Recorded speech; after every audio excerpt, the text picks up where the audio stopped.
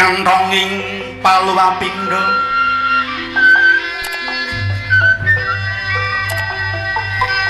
wan sideng kakung karagan anjrah sabdaning sata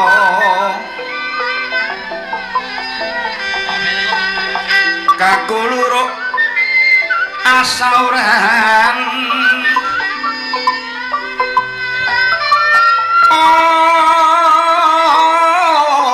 samono panmeh rahina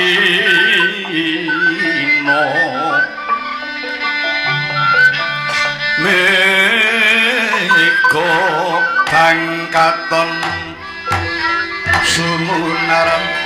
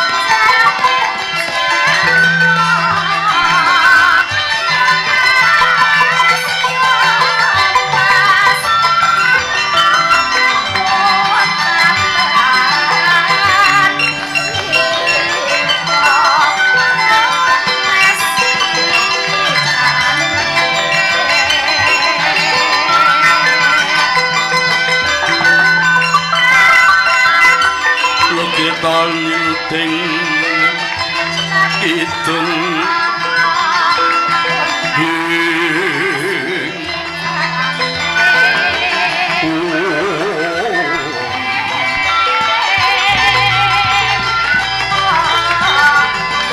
katong katoring hamomong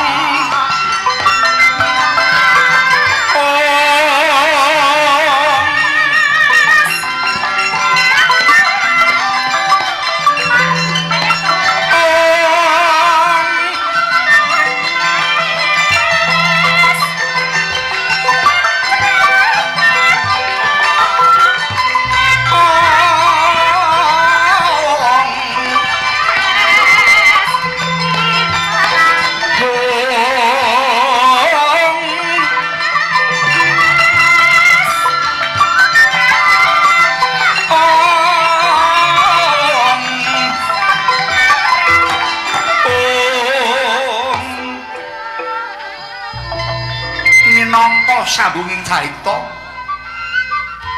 kating gumlaring negari Ngamarta ya negara Indraprastha ya praja Cintakapura kang asta pusaning praja inggih pambayun Pandhawa Prabu Puntadewa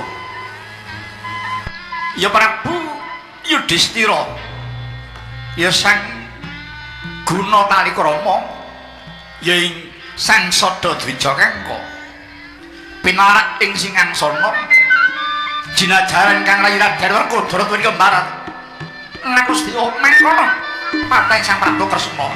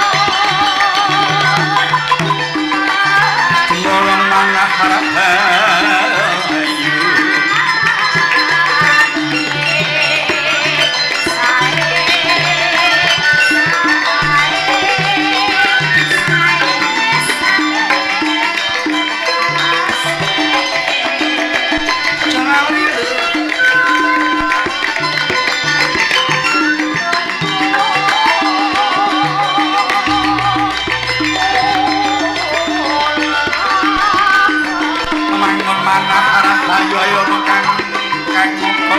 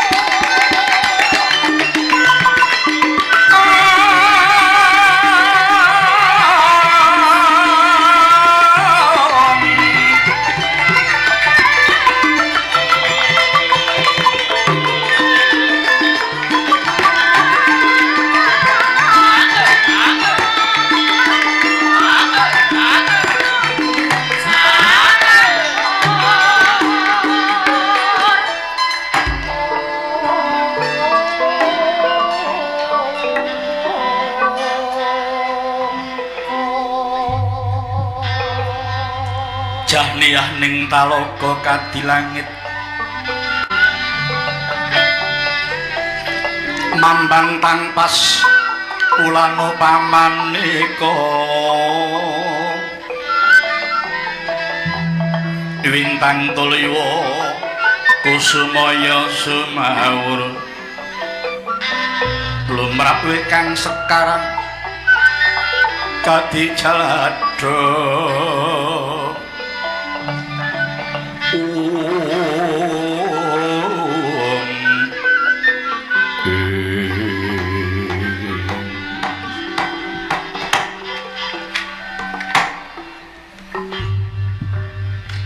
nuwun mangketa Yayaji kula tingali paduka Yayaji hanggung kendel tanpa sebawa menggalih menapa Yai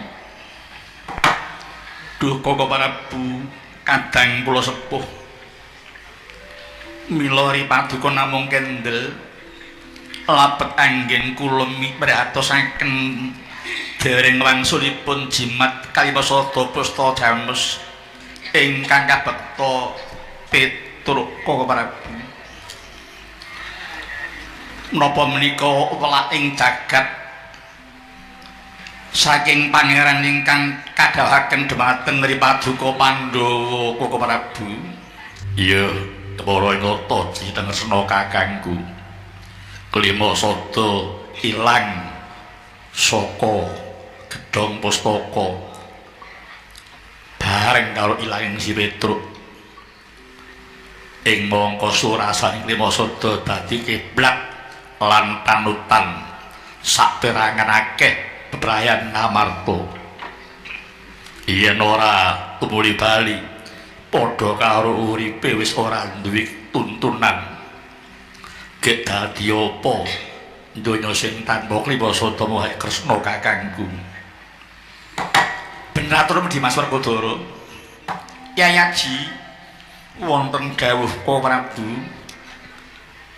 saking pamanggih kula icaring klima sada menika boten nama Gusti ndalaken lak dhumateng para kadang Pandhawa kula kinten ing mriki pangeran ngemutaken dhumateng titahipun supados resik diri saking tumindak ing ngawon ugi dipun ngemutaken supados para manungsa ingkang sampun pitados dhumateng waring klima sada wau sami purna hanindakaken ingkang kababaripun sami purna tresnasi dhumateng sesama tuwin purna pamanyuhayuning bawana sampun ngantos wonten kedadosan sareng sampun mangertos isi 115 sada malah lajeng kangge dak-dakan ngrisak dhumateng saning gesang menika boten kenging Yai Kresna kakangku piye Werkudara sing soto minta kaya ngono kuwi menungsa sing seneng ngudhokake marang kekarepane marang wong liya dikongkon kudu manut karo tumindake dheweke ora ngerti yen penemu mau cacahe ora beda kelawan cacahe wong kuwi dhewe Kresna kakangku kepara bener Werkudara namung ketingalipun Yayaji sampun utusan Yai Kyai Harjuna sadating Saptawarga Yai Ninggih lurandipun Koko Prabu. Namung inggo samangki Yayi Janaka dari ketingal wangsul Koko Prabu. Prayogi menawi dipun arep tawis Yayi. Lho ninggih Koko Prabu wis angken dawuh. Long-long ning driya mangu mangun kong kanduwan rimeng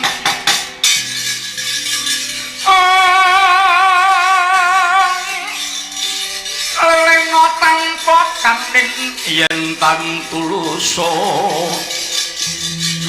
mengko sang dyah tutama saling patih Haryo Suman.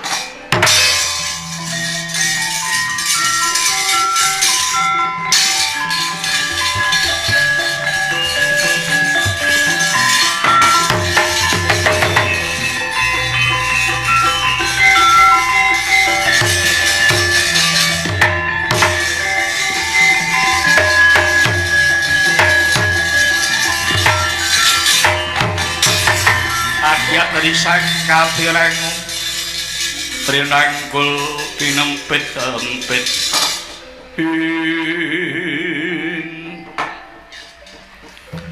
menika paman Patih Sengkuni ingkang semengko rawuh wonten ing Pandhapi Ngamarta sesampunipun asat pun angriwe daya-daya kula nyuwun partos wonten napa paman Patih. Aduh anggir anak Prabu Puntadewa ketiwasan nggih. Wekdal menika negari Ngastina kabedah ing mengsah. Narendra saking nagari Lojita Tengara nun inggih Prabu Tongtongsot sampun kelampan ngunjur ke Ngraka Duryudana. Kapor samangke piyambakipun badhe ngliyaraken jajan malih kani mluruk dhateng nagari Ngamarta mriki anak Prabu mila mugi anak Prabu paring sumengko lan samapta ing gati. Aja tok melu-melu.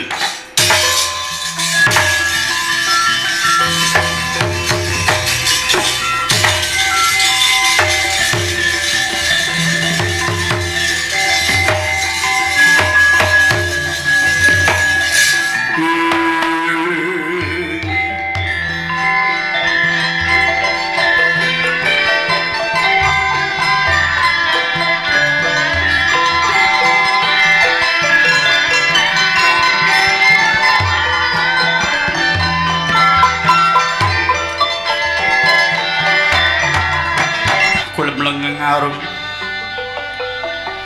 Hunggara Sang Brahmana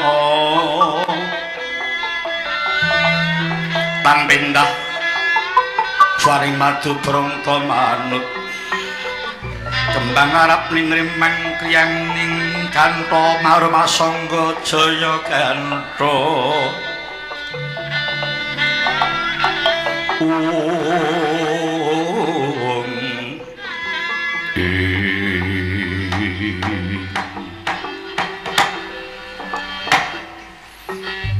iki Dimas Arjuna ingkang misbali panpawartan inggone siadi swan Kangjeng Hyang Sabtu Arga nyuwun Kalidamar Arjuna nulinggih Koko Prabu Kangjeng Hyang paring dawuh wangsulipun jimat kalimasada kedah tinumbasan kanthi pandha nindakaken tapa ngarami Koko Prabu mangkono Yai nulinggih Yai KIP wonten dawuh Kakang Prabu Ndrawati jumbuh kelawan sabdaning Kangjeng Hyang Abiyasa iki Werkodara kepara wis budhal lan Praja Ngastina kang wigati bakal nundung mungsuh kang wektu iki wis lakon bedah Praja Ngastina nadyan pun Kakang babar pisan ora percaya marang aturing Sengguni sing jarene ratu mau bakal bedah Praja Ngamarta tak kira ora ana alani yen tos nyadyan pun Kakang semusul marang Raka Brasa Werkodara bumi gonjang Kanjeng langit kelap-kelap katon lur ginjing sang mawe gandrung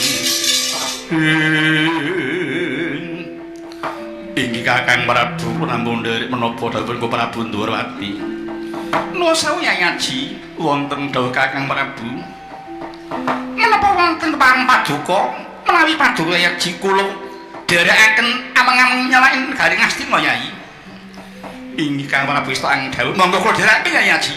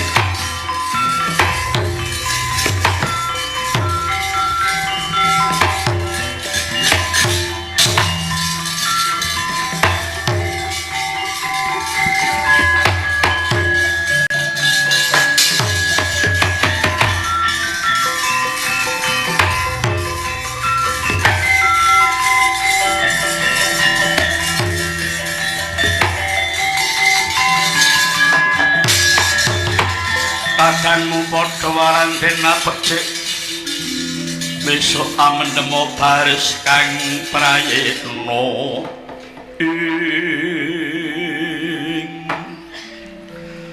mengkoto sang Prabu Anom Jayastika wonten dawuh sinuwun perlu aku ngelingke marang jeneng para sang Prabu yen to lehku dadi ratu ening praja Nusarukmi ora suwe meneh.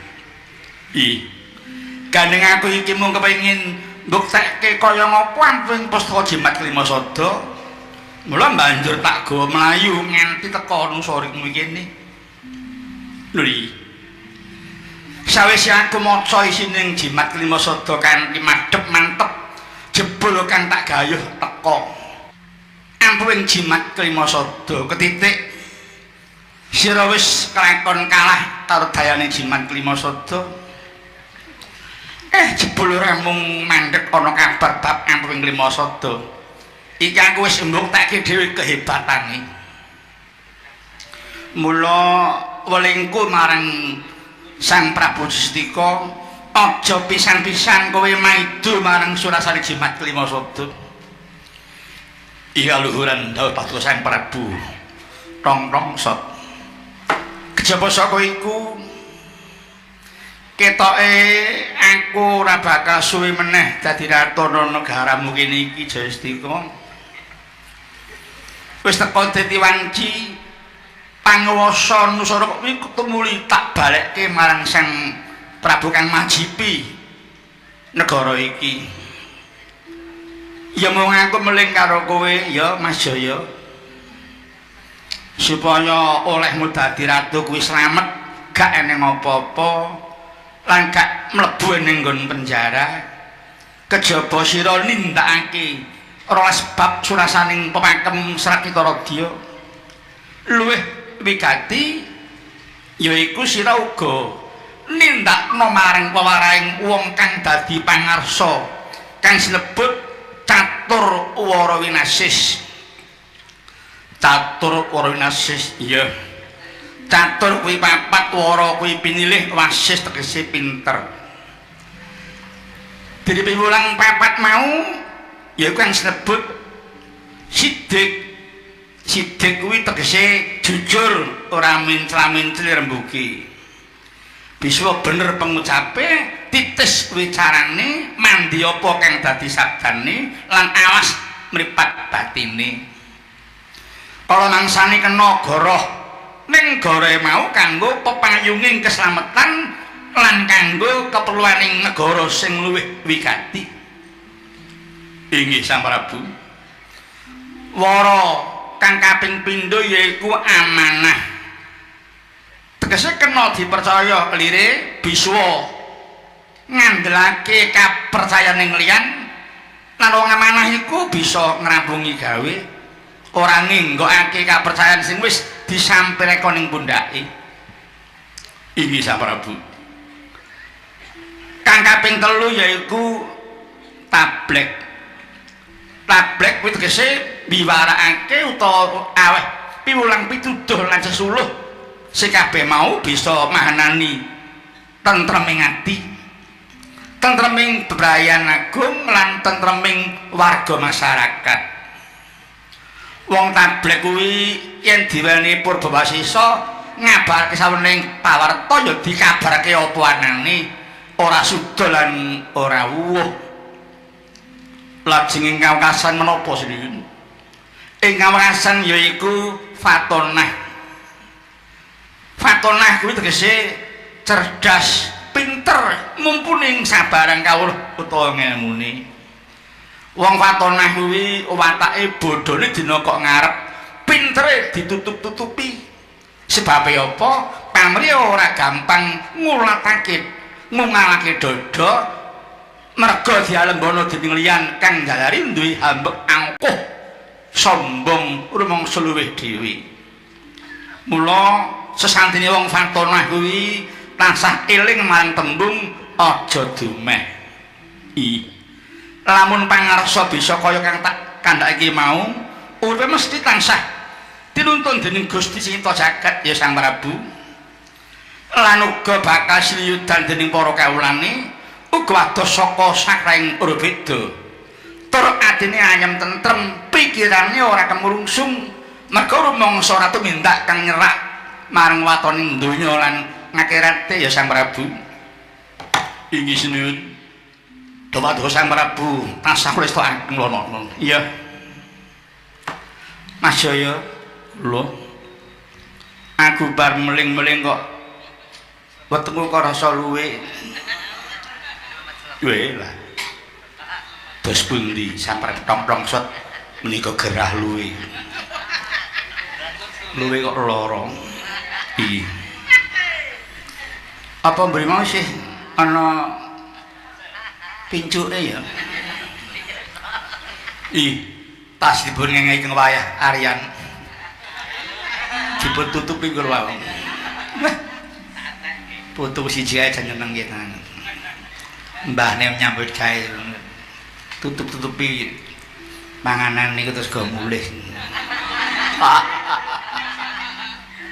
ora ding mung guyon dikira tenan aja sing ngaku kancaku gawe tak eleke ora perwira kowe nggo kaya ngono sini-sini kaya yoga kuno nggawa buntel heeh ning kok rada semelenget iki kenapa gitu kajaringan teteh iki ketentak apa banget esthipun kula nggih sampun mampir namung ajrih badhe matur terpaksa kula entek ya kudu ngono wong iki andhaku kok kula ingaten ha iya sene kowe ning mburiku ya kudu nadahe apa-apa demu karo tapamu ya yen tapamu kuat iki kuat dereke aku wih mung sak ngikut iki dhuwur men kasihate nduting pengarepe beda yen padha basa iki beda nyata saking dosa sakuru kula yang mutuso saing Sri Geger Jawi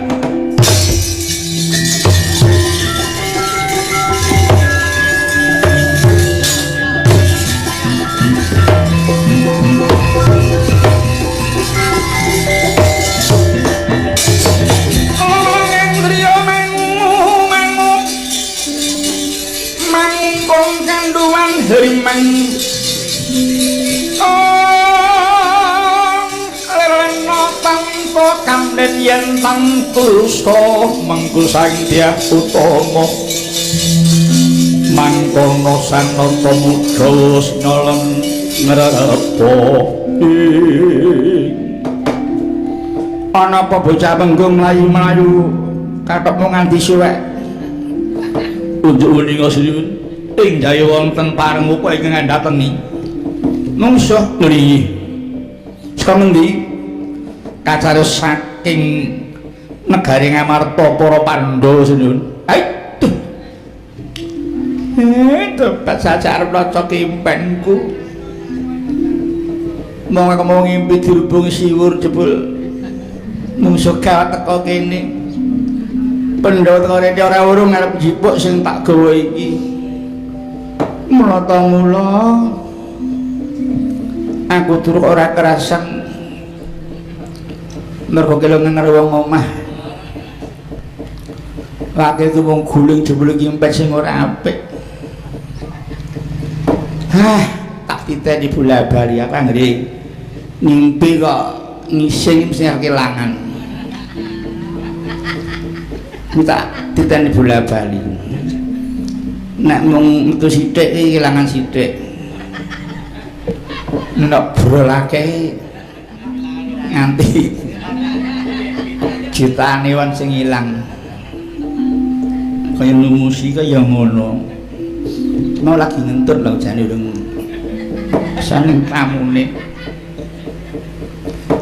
Sang Prabu nun kula aja tak ngenteni panjaluk ing Pandhawa Kurawa kabeh luwarana ih sedika tak pethokne dhewe ratu iki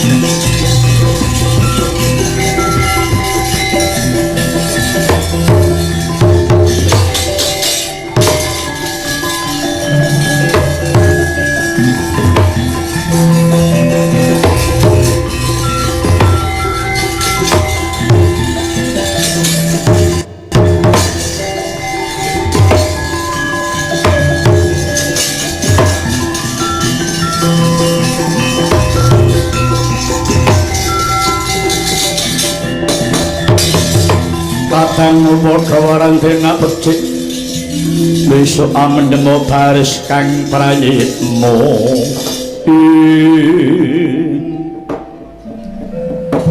iki ana wong gagah prakoso teko ning ngarepku sapa jenengmu Wrekodara wah wis ngerti jenengku iya kuwi haranku kowe kuwi sapa Narendra Sekala Cita Tengara jejulukku Prabu Tongtongsot ana paligawe apa kowe teko ngasti kene aku njaluk bali panguwasa Praja Astina sing tok rebut lan kowe ora bakal kelakon bedah Praja Ngamarta yen durung bisa nglangkahi bangkit Wrekodara lho jagat Dewa Bathara kok ana pawartos sing ora pas Wrekodara ngawur kanggamu sapa sing arep bedah Praja Ngamarta kuwi jenenge kowe satriya sing kurang waspada buktine kowe gampang didukumba karo menungsa sing pengawak setan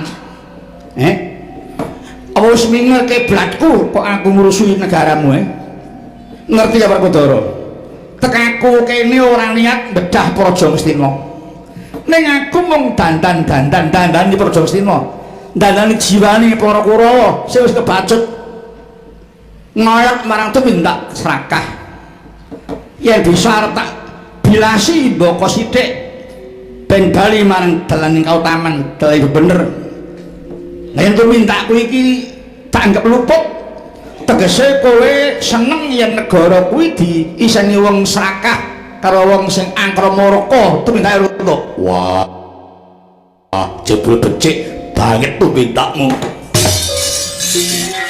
Niat langening kalang nyawana gelar pangkampung sar tinon kekoneng surem soro tetan padang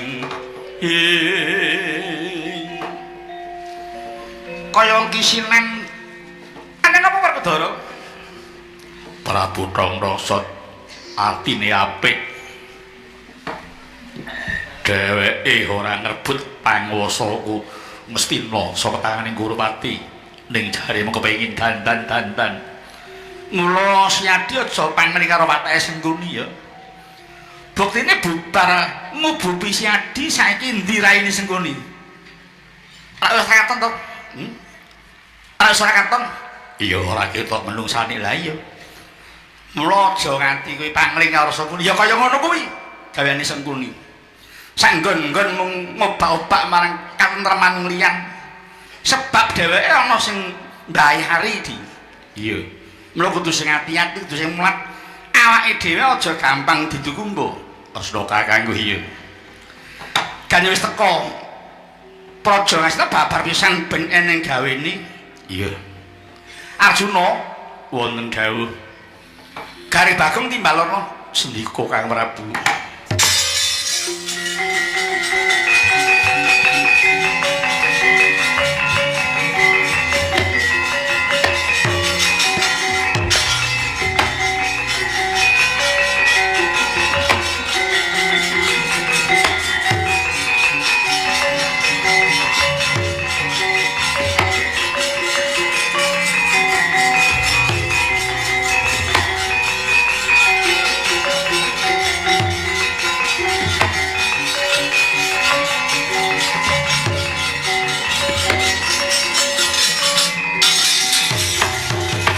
kadangmu padha warang dena becik besok amedmu baris kang prayitno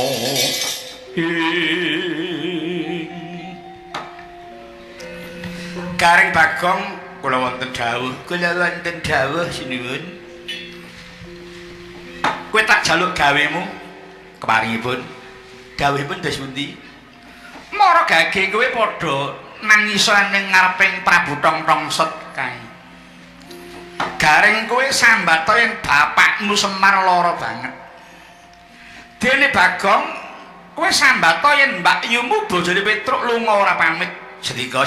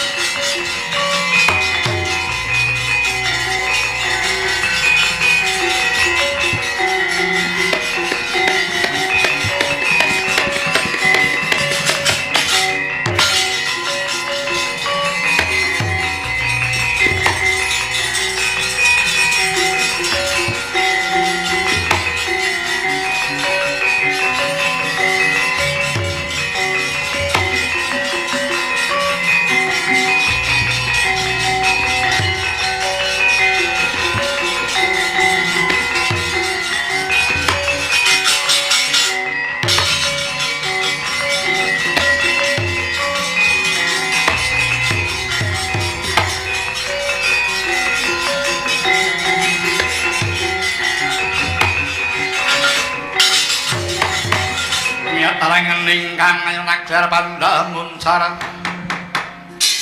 kinon kekoneng surem soro tetan badang walah Bagong piye to Le Bapak Semar mbuh esuk mbuh sore Gong ditambani apa-apa wis gak mari gak waras babar pisan walah penyakit apa sing nyandang yang awakmu Kuwi lara kok malah awakmu lemu. Eneng wong tilik nggarati yo entek. Lara apa to, Ma?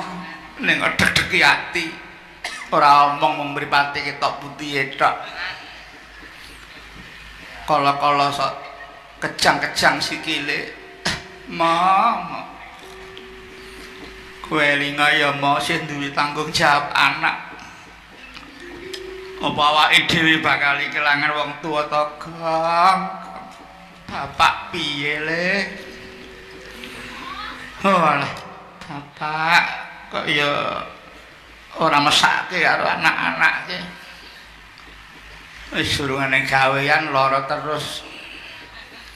Jeneng sobat kae.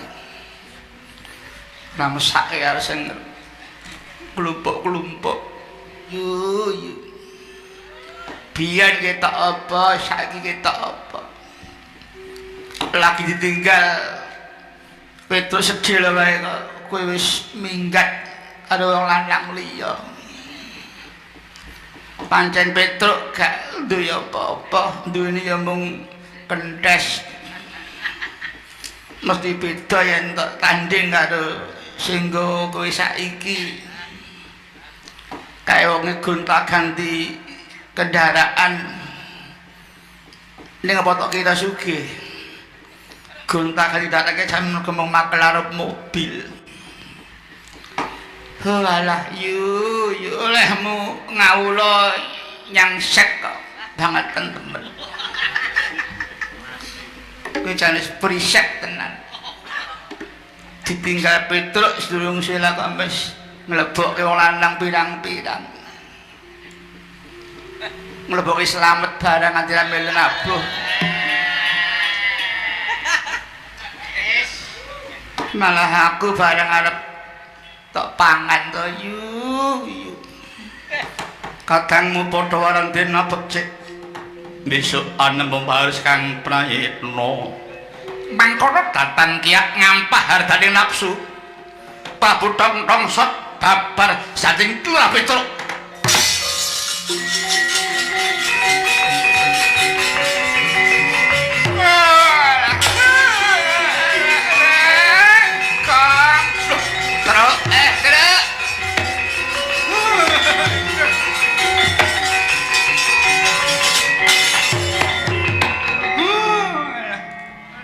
Nyan wedok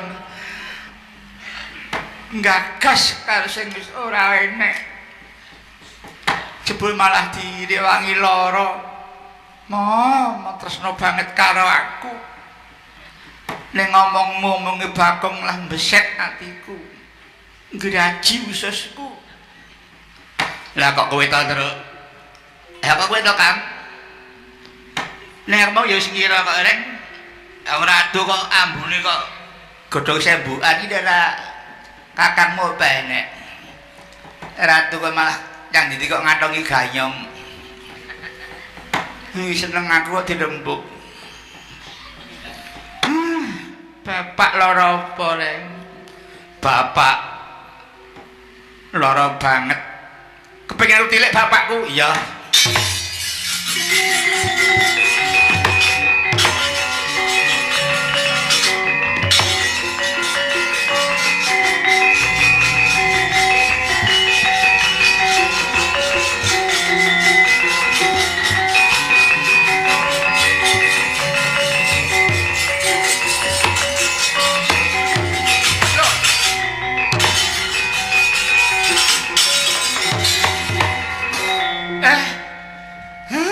Petruk bali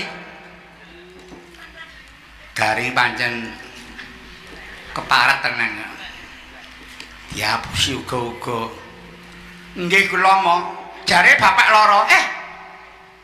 Ucapan ki donga lho. Kowe ngucap kok daerah kula ki lara apa? Kowe ndongake aku lara. Lah wis sanjang niku gareng. Aku Bagas Waras, Truk. Ya mung pikirku rada kenceng merga mikir kowe kuwi. Anggere pikirku kenceng gulaku munggah. Waduh. Kowe nyang ndi-ndi? Lah kowe nyang ndi to? Nggih, Mo, kula baris kursus bloko terus terang. Kula Kesan iku mriki beto jimat kelima soto. Aja sembrono. Ayo nang ngadep sinuwun.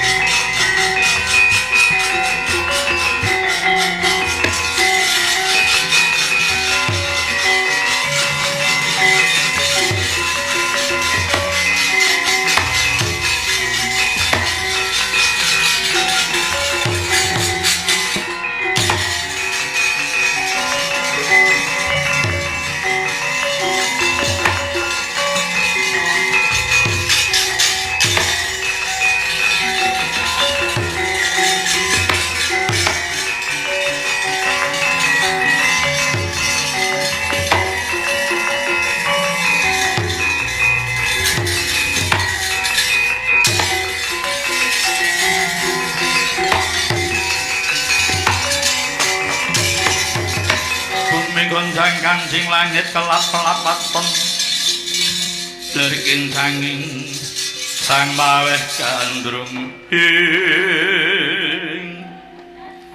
Petro inggih kula sinuwun nyuwun pangapunten estanipun kula dados Prabu Tongtongsot kala wau.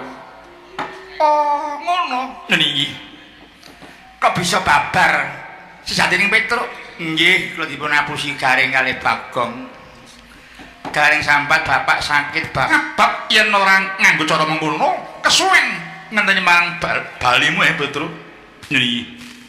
Mongko uwuh-uwane tumindakmu lan tumandangmu ya wis bisa dirasake dening kabeh bebaran agung.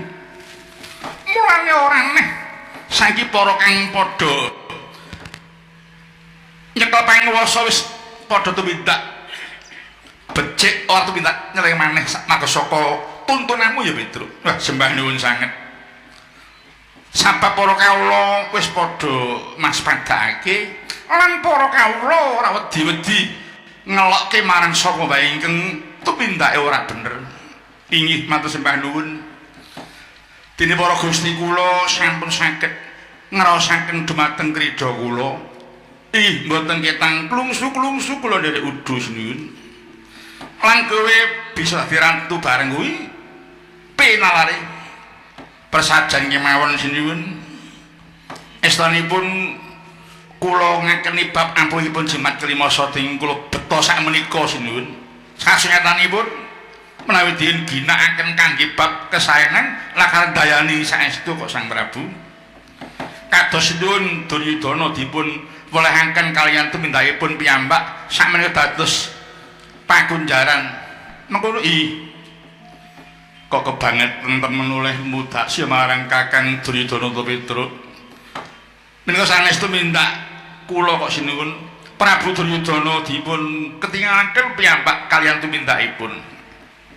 Gandeng wis malih jatine wujud apa iya isih milik marang Klimasada. Wah babar pisan mboten.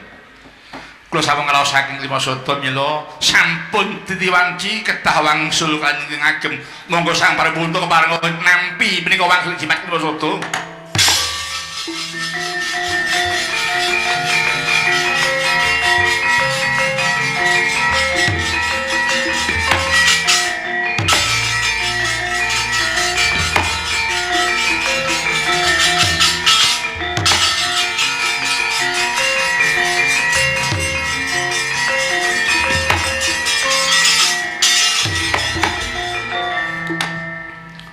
Petro aku ingsun paring terima kasih marang jeneng para Petro kang wis paring ngaturake bali jimat Klimasada. Dawi sami-sami sinuwun. Ya Petro, ingsun seni apa kang dadi ubayamu? Iki jeneng wis keplok ing antarané kawulawan Gustine nggone bebarengan cancut tali wanda brasta marang tumindak kang nyeleweng saka garising pernatan. Kang mengkono Petro wanci bali marang para Jangamarta kumpul marang para warga maneh ya Petro. Ngestaken dawuh sinuwun. Mugi-mugi gesang kula ngantos pecah saged tansah caket kalian piwucaling agami ingkang karesik ing jimat Klimasada kala wau. Gusti muga angijabahi. Werkudara resik ana sakabeh reget. Iya.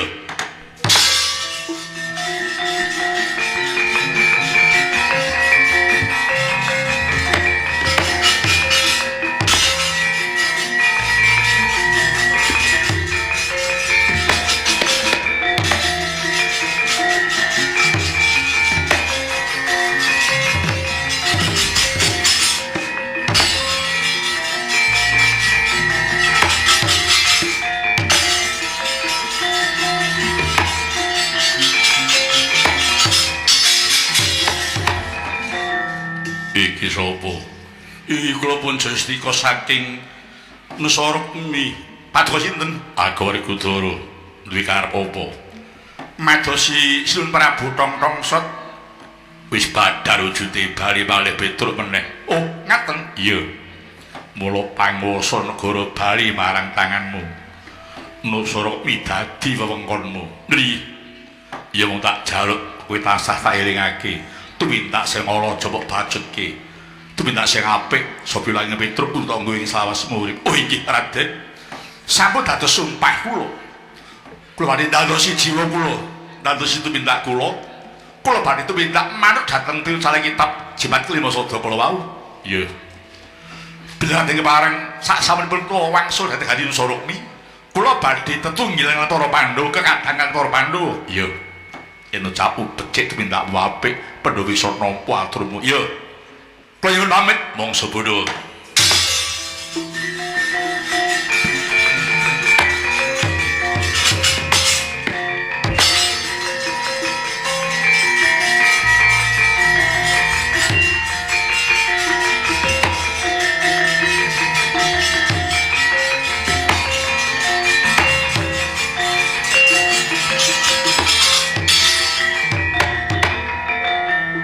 Ndara Bratasena Kakang Semarapa sampun wuru ing Reh Bantayuda nggih Gus menika sampun paripurna anggenipun arep Petruk dados ratu